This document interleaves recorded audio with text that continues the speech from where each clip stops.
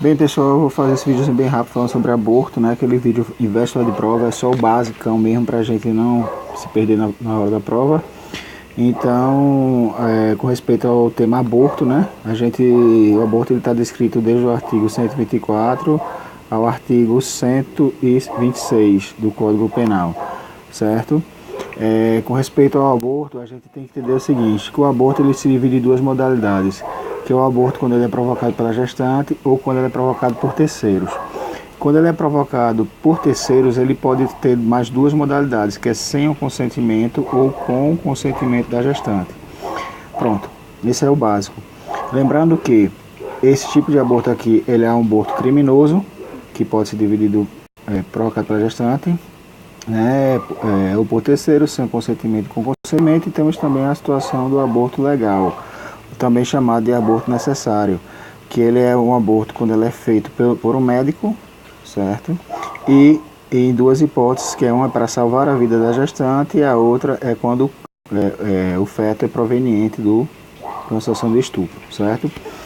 Só para recapitular e para deixar bem frisado na mente, que o aborto ele criminoso, ele pode ser praticado de duas modalidades, uma que é pela gestante ou por terceiros. Quando é por terceiros, ele tem a modalidade sem o consentimento e com o consentimento, e se divide da seguinte forma com respeito às penas. No caso, quando o aborto é provocado pela gestante, é a pena de 1 a 3 anos de detenção. Quando ela é provocada sem o consentimento, 1 a 3 a 10 anos de reclusão, certo? 1 a 3, provocadas unicamente pela gestante, e 3 a 10 quando é provocado por terceiros sem o consentimento da gestante. E existe a modalidade com o consentimento da gestante, e se é pela gestante é de 1 a 3, com o consentimento dela, acrescenta-se só mais um anozinho, que é de 1 a 4 anos. 1 a 4 anos de reclusão, certo? Agora, muito cuidado com isso aqui que eu vou falar. A pena de aborto com o consentimento da gestante, ela pode se dar da seguinte forma também.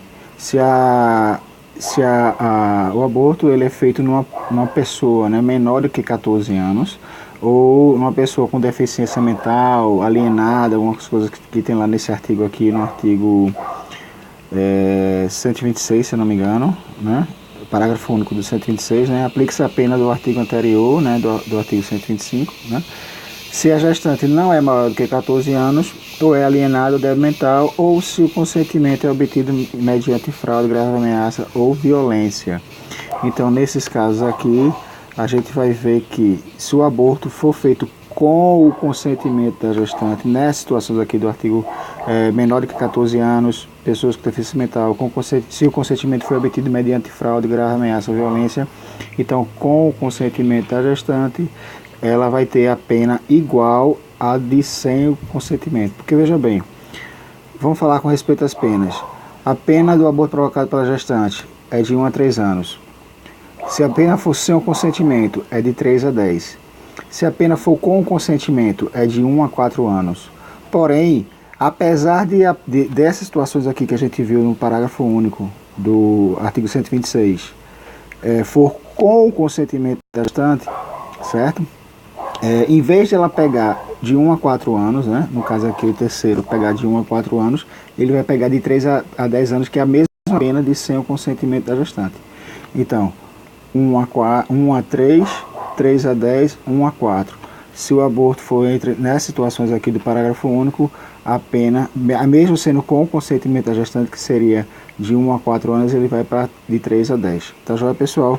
Lembrando a questão do aborto necessário, que é feito apenas por médico, e nas situações em que serve para salvar a vida da gestante e quando o feto ele for proveniente de estupro.